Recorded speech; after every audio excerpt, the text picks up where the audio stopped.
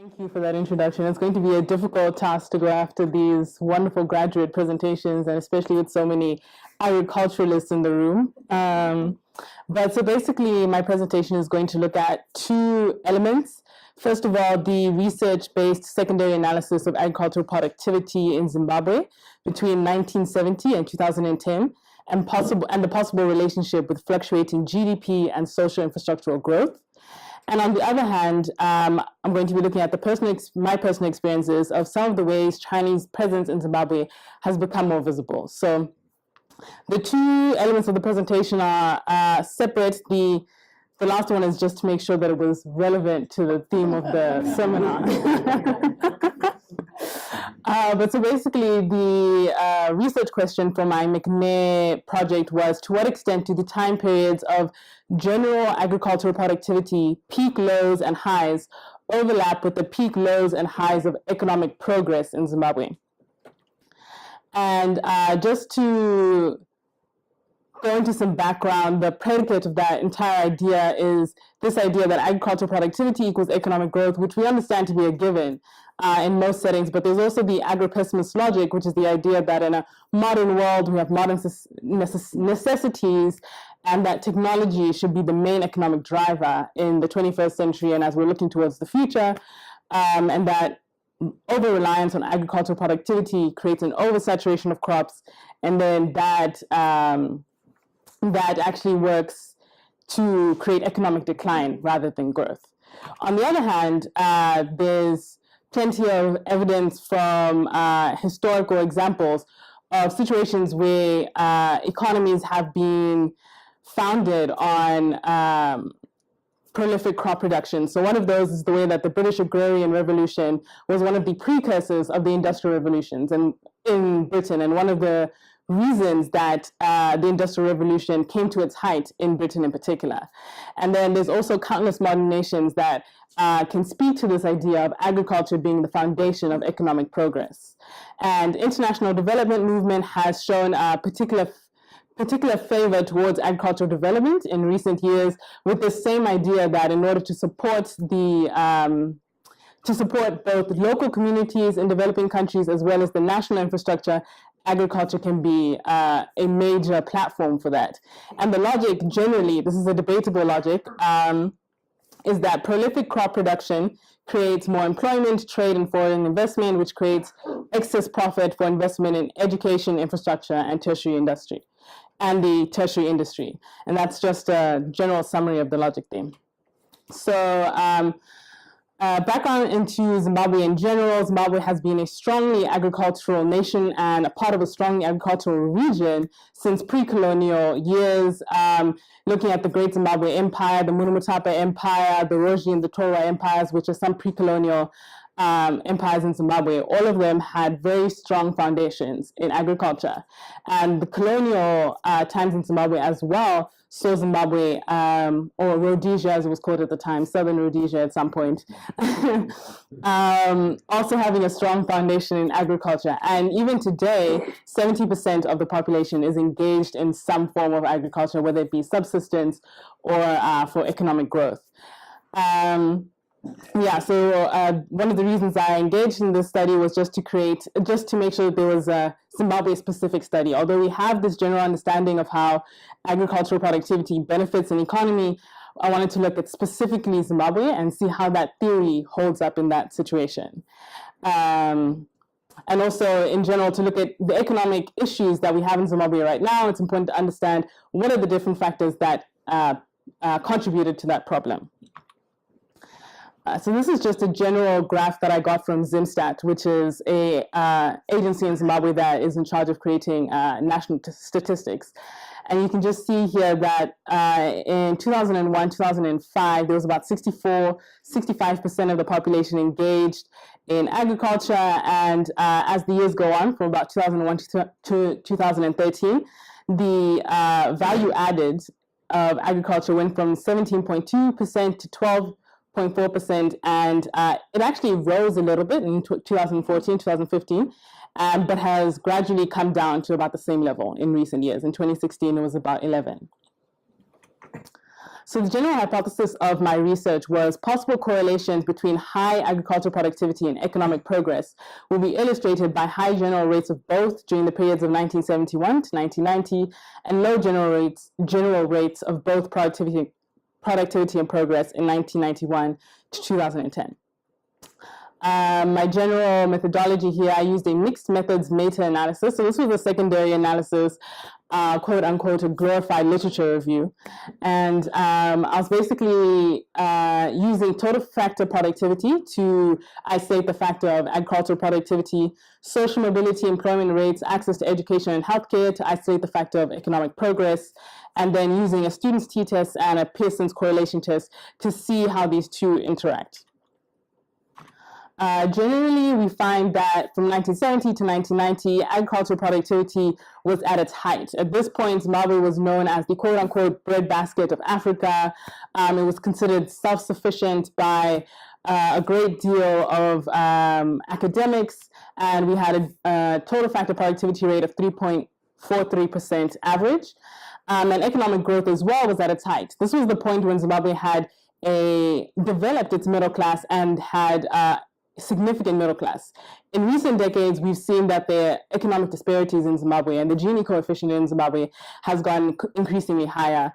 And so we have this period in time was our greatest peak, and we haven't had a peak of this kind since then. And you can sort of see in this chart in the bottom how the greatest peaks that you see in our GDP growth are centered around this time period of sort of 1960 to about 1990. And then you have the well-known periods of 2005 and 2008 where there was a great decline. And this period of 1970 to 1990 was also the period in which all of our airports, foreign hotels, most of our skyline was built during this time period. And then when you look at 1990 to 2010, you see that there's drastic decline in both. Agricultural productivity declined by 30 to 40%, 15% decline in foreign investment, and this graph here shows a change in the total factor productivity rates of agriculture. And on the other hand, economic growth also saw drastic declines. We had hyperinflation. I believe the number was 700 million% in hyperinflation at some point. That was the highest point that we reached. In our 2009 unemployment rate was 95%. We had broken trade relationships and a very much shrunken middle class. And it's important to note at this point that the Rural Acquisition Act of 1992 is considered to have been very influential in these results, in the sense that I'm not sure how many of you are familiar with the land reform process in Zimbabwe, but essentially what happened was land was returned to native Zimbabwean and black Zimbabweans from white farmers. And during that process, there wasn't a lot of exchange of knowledge, for one, and there was also the development of caustic relationships between Zimbabwe and the West, which hindered trade relations and also impacted the decline in economics. So this is just a general graph to show you that kind of decline. You can see that where agriculture imports were about $462 million in 2008, by 2010, the agriculture imports were $2,000 million, whereas on the other hand, our agriculture exports did not increase by that much. We only went from about 715 million to 770 million. So there's evidently a deficit there between what's being exported and what's being imported. And you can see that the net agricultural trade resulted in a negative impact on our GDP. So the input of the agricultural trade came up to negative 14% on our GDP, just showing how these developments were very significant in the economic decline. So beyond the Rural Acquisition Act, beyond some political factors contributing to the low agricultural productivity rates, some other factors that academics have identified to be relevant are female entrepreneurship, for one. Women are mostly engaged in agricultural projects, so they're more engaged than males. And without pairing that engagement with access to economic markets, you have a situation where the people that are most engaged in agriculture are not the people that are also being given the most access to the economic markets to really capitalize on their work. And then you have irregular rainfall and temperatures, the 1992 drought. We've had recent droughts as well.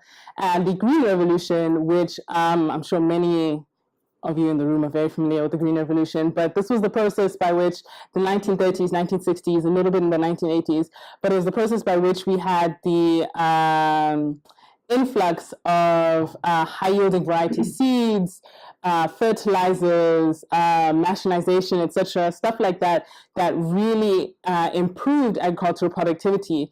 But because most of this Green Revolution results were centralized in Asia, Latin America, and in the US and in the West, very little of it filtered down into Africa. So you had a drastic widening of the productivity rates that were being witnessed in places like Asia, in places like the US, and places like Africa. And so that created a situation where African countries struggled to compete on the international market. And so some limitations to the study, total factor productivity is known to be very broad and excludes some complexities of social research. The t-test actually found no statistical difference, and I believe that was due to limited data sources. And I actually did this research in the US rather than in Zimbabwe. And so I think in situ analysis would also have impacted it. Some general conclusions, the Pearson's correlation test did find a statistical correlation between economic progress and agricultural productivity.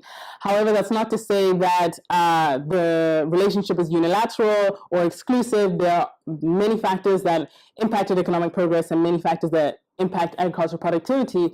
But basically all that's saying is that these two factors are very much related and they basically follow each other. And some other conclusions is that an over-reliance on agriculture, when the economy of a country is very dependent on agriculture, that also leaves it vulnerable in some cases. And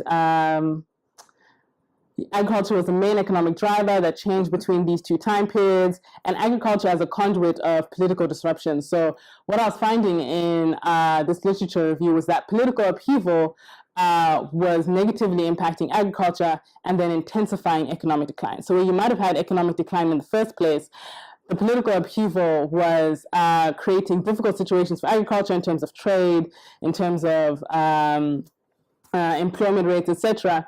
And then that just intensified the economic situation. Okay, so moving on to the second part of the presentation, which is not necessarily related to the first part, but my personal experiences of Chinese presence in Zimbabwe. First of all, agriculture. So to give you some background, I was born and raised in Zimbabwe, and I've been in the US now for 2 years, and I've been back twice. And my family is very much involved with agriculture in Zimbabwe. So I've been able to see the way that Chinese presence in Zimbabwe has impacted both my family and other farms in our regions and the farms of people that we know. So one of the companies that I know of that actually rents my family's farm is called Zwiesineyi China, and they have 12 national projects in Zimbabwe, all of them farm rental projects. And the main produce that they are working on in these projects is tobacco that is sold on local floors. And at least in our particular case, I'm not sure about the other 12 national projects, but in our particular case, they only have a 5-year contract. And this entire relationship is mediated by the Ministry of Defense in Zimbabwe. So we did not locate them. we did not seek them out, and they did not seek us out particularly, but they interact with the Ministry of Defense, and the Ministry of Defense identifies farms that they can work with. And they employ an entirely local labor force, so they basically almost rent our labor force from us and our facilities, etc. And there's only one representative of Zwiesineyi China that is on site on the farm year-round. This is a picture of a particular project called New China, which has a very different model and very different from the models that I've heard of, where its idea is to facilitate more food security in Zimbabwe. So I have not encountered this particular model or this particular company working in Zimbabwe. Most of the projects that I know of have been for tobacco, which is obviously profit driven and less about food security, if not at all. And so it's interesting that there's also this other model where there are Chinese farmers in Zimbabwe working on food security. The other, that should be a number 2 there, but the other way that I've seen Chinese presence in Zimbabwe develop has been through small shops and smaller enterprises, private individuals entering the country and starting up their own businesses. And so there are whole streets in Zimbabwe that are completely owned by Chinese entrepreneurs, but they employ mostly local labor force. So you would not necessarily know that these shops are Chinese owned. And this is a recently opened Chinese mall, actually, of which in this case it's a little more explicit. And this mall is called, this mall is the Wingwa Mall, and this is one of the bigger small business projects that are being done by private entities in Zimbabwe. And they sell anything, miscellaneous items from household wares to children's toys, etc.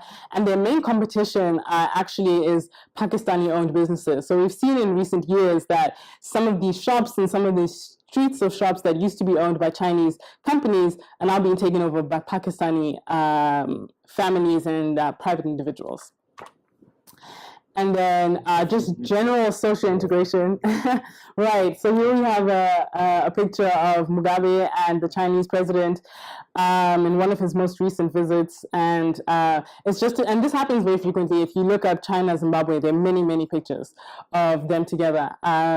So there's definitely a relationship there. And general social integration, when you go to Zimbabwe and arrive at the airport of recent, this is just my last visit there, Chinese with a picture of the Chinese president next to it. So it was very interesting because at least when I left Zimbabwe, I was not aware that many Zimbabweans could speak Chinese or read Chinese. But so that's just one of the ways. And also many high school leavers attend Chinese universities. So in general in Zimbabwe, not many Zimbabwean students remain in Zimbabwe for their tertiary education.